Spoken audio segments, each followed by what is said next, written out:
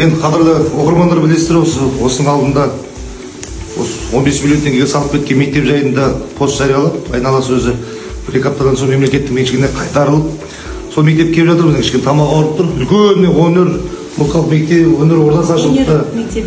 Қуанып жатырмыз, ана Жүргенте бәленбай жыл сабақ берген мұғалімдерге білгеніне ауылдың балаларын үйретіп жатыр. Фортепиано мектебі, жаңа домбыра, саксофон, сурет салу деген сияқты. Енді әсіресе ауылдың балалары үшін үлкен дүние, таныс дүние. Сондықтан енді бос уақыт болмай осындай дүниелермен айналысса, ол жақсы ғой.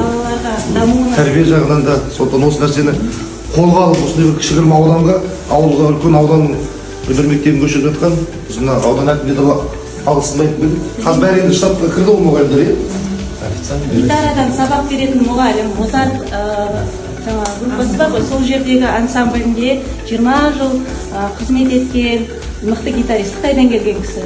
Гитараны кәдімгідей профессиональный түрде үйретеді. Біздің ауылдың ауданның атын шығаратын азаматтар болсын бұйырса. Рахмет айтамыз, мен өзім рахмет айтуға келдім маған. Енді неше жылдан бері бұл білесіздер, қолдан қолға өтіп кеткен дүние ғой, иә. Өзің келіп атсалысып, бізге көмектескеніне көп рахмет. Қазір мені көріп тұрсыздар, балаларға қандай жақсы, иә? Қазір енді аудан бойынша жалғыз не? Аудан бойынша бір осы өнер мектебі біреу болып тұр. Көп рахмет.